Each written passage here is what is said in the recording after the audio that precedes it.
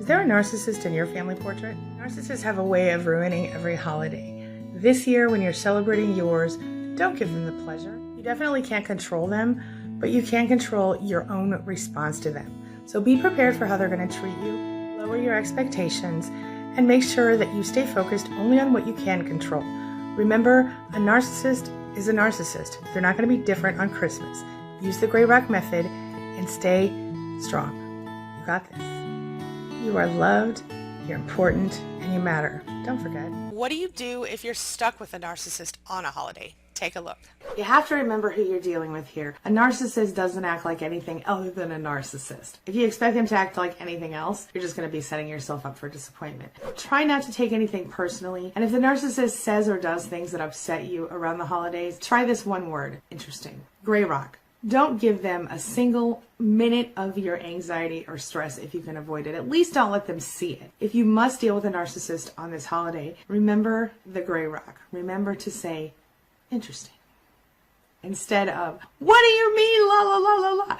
No, don't give them one bit of your anxiety, okay? That's what they want. They want attention. If you avoid giving them the attention they're seeking, they might just leave you alone or at least stop the current tactic and try something different. I know how easy it is to be triggered by a narcissist anytime. It's especially true on the holiday. Remember that when we're engaging with a narcissist, we're making ourselves vulnerable to them, to their ability to turn everything around on us, to their ability to make us the bad guy, the smear campaign, the whole 9 yards. And you know that a narcissist does not have any ability to censor their behavior. They play low and they use everything they can against us. They find the spot on you that hurts the worst and they poke it.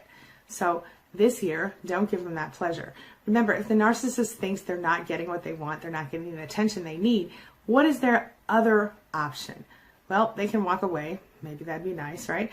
Or they will turn up the charm and try to impress you and make you excited and happy about them again. If they know they have nothing to gain, there's no financial or material or other sort of gain in the deal, they want to dazzle people with their other side. Of course they do this to make us look delusional, but as long as they are behaving themselves, your holiday might be a little easier. Don't forget to skip the Hoover on the holiday. Take a look at this and stay strong, my friend. So what is hoovering anyway? Just for those of you who don't know, the hoovering technique was named after the famous vacuum cleaner, as you might have suspected. And it's one of the many common manipulation tactics used by narcissists. It's basically when a narcissist sucks you back into the relationship after they've gone no contact or after they have discarded you, whether that was intentional or otherwise.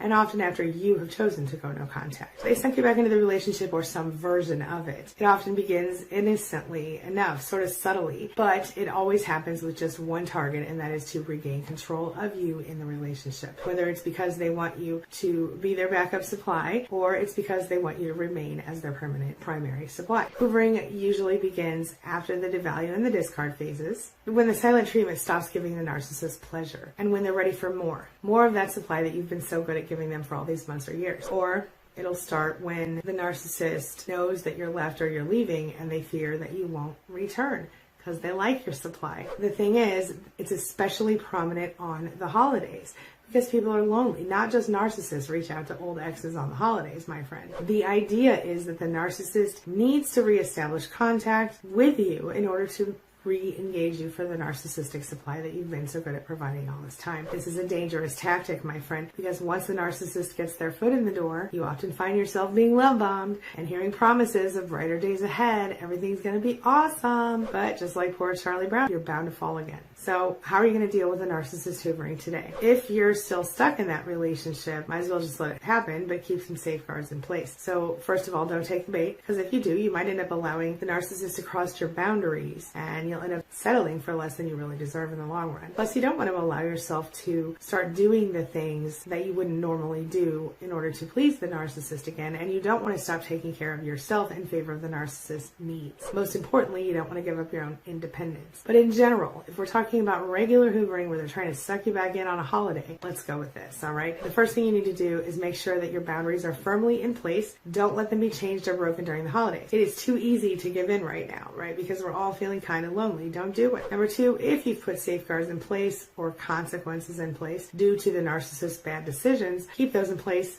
even and especially during hoovering, especially during the holidays. Know that this phase is going to end. Know that you're going to be back to normal with the narcissist at some point. This is just a temporary attempt the narcissist is making to suck you back in. Don't believe me? Look at the narcissist's previous patterns in your own relationship or the relationships they've had with other people in the past. Next up, make a special effort to maintain your healthy activities and relationships, and even increase your engagement with those things, anything healthy in your life, especially during the holidays. This will help to strengthen your recovery efforts, and it'll help you stay on track with no contact during the holidays. A lot of times we kind of let the narcissist hoover us to bargain with us, right? We will try to create positive change in our relationships because right now they're trying to get us back. So they're acting nice and sweet and kind. So we'll be like, well, I'll tell you what, I'll consider it, but you have to do X, Y, Z first, or I have to see that you're trying. I have to see this or that or the other thing. And we think that because the narcissist seems so receptive, they seem so on top of stuff, they seem like they're so, yes, anything you want, I'll do that thing, or at least more so than usual. Well, our requests seem like they're going to be heard, but they're not. You got to understand, most of the time, any change that is created during a hoovering phase, holiday or otherwise, is going to be short-lived. You're only going to be setting yourself up for disappointment in that situation. You have to keep in mind that as big of a jerk as the narcissist can be, they are a person with a personality disorder. They are a person with a personality disorder and mood swings, and they're rapidly swinging here and there and the everywhere, rapidly changing ideas,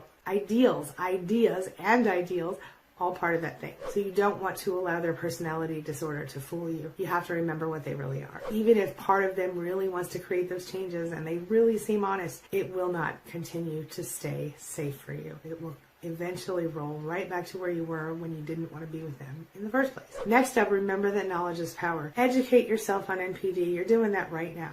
Make an effort to understand what you're dealing with and who you're dealing with, because understanding does lead to overcoming. Next, don't allow yourself to depend on the narcissist emotionally at all, especially during the holidays. They will disappoint you every single time, especially when it matters the most. The hoovering phase can and will cloud your judgment, and you might even end up setting yourself up for some real emotional devastation if you allow the narcissist to lull you into that false sense of security and intimacy. Don't let it happen to you. How do you deal with the holiday if you've gone no contact and you just don't know how to deal with having a regular holiday? Take a look.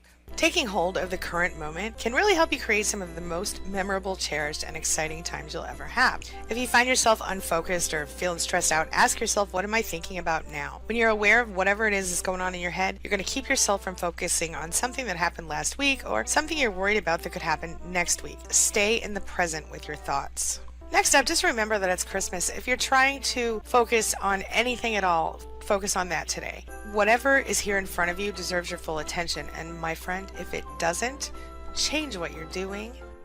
Number 3, remember that staying in the moment allows you to really gather all your efforts into one place and unleash them into what you're engaged in right now. Whether you're in a house full of people or you're all by yourself, Christmas Day can be a wonderful day for you. Make sure to be the best at what you're doing today, even if it's just celebrating. Number 4, don't forget that this moment is not going to come around again. As the clock ticks by on Christmas Day, so does time. So this is a great day to ask yourself, what is my plan in this life? Am I doing anything to achieve it? At this point now, my friend, you can contribute more to your own existence in some big ways. Make your life better, more tantalizing, interesting. Don't forget that getting a good grasp on this moment is going to take some effort on your part, but I promise you the rewards are going to be worth it. Pay attention to what's happening around you, and remember that even if it's Christmas or any other day, you can live every moment to its fullest. The feelings and experiences you gain are going to make your life so much spicier and more special. Remember this, each day is a new life, so seize it, live it, and be in the moment. Every day, even on Christmas. How do you deal with the holiday if you don't have family in town, if you've gone no contact and this is your first time around? Take a look. So if you're spending Christmas alone, there are a few things you have to think about. Obviously, it's not the best thing. Most people prefer to spend Christmas with someone. If it's just you and your kids, you can still have a good time. Even if it's just you all by yourself, you can have a wonderful day. It might feel a little weird, but you have to remember a couple of things. Number 1, Christmas is just another day. And number 2, there's nothing set in stone that says you must do XYZ on Christmas Day. It's natural that you're going to feel a little bit different, a few mixed emotions along the way, right? But what I want you to focus on is your independence and your freedom. So here's the first option. Wear pajamas all day. Maybe you even want to run out today and get a new pair of pajamas just to help yourself feel a little cozier that day. Maybe you want to wear something sexy or something comfy. Maybe you want to watch a marathon all day of your favorite movies or binge watch something something good on Netflix. Have you seen Orange is the New Black yet? It's pretty interesting. Maybe there's a series you've been trying to watch on TV, Breaking Bad or 24 or something like that. You want to watch it all the way through on Christmas Day.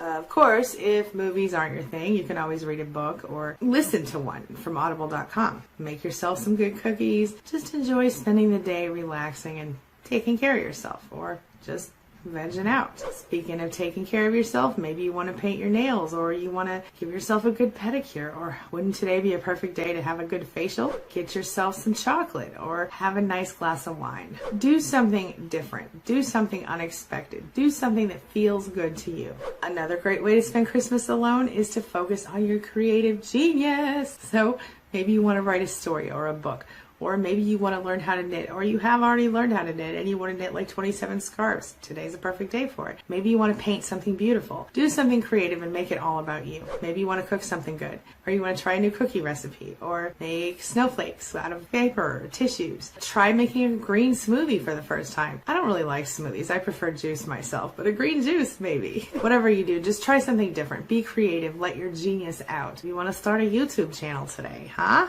It's not a bad idea. Today might also be a good day for you to write some notes to people you love and haven't seen in a long time. Write them by hand, why not? Maybe you can even go for a walk in your neighborhood. And hey, if you really don't want to be by yourself, you can always check in at a local soup kitchen and volunteer and help people who are less fortunate than yourself. All right, now this brings me to the question of the day. And the question of the day is, how are you going to spend the holidays this year? What are you going to do different than you did last year? Share your thoughts, share your ideas, share your experiences in the comment section below, and let's talk about it. All right, that's all I've got for you right now. But as always, thank you so much for being a part of my day and a part of my life. And hey, thanks for letting me be a part of yours. It really does mean a lot to me. Now, before I go, make sure you take a look at the videos I'm leaving for you right there and right there. And while you're here, hit that subscribe button right over there so we can stay connected and continue on this healing journey together. I'll see you soon.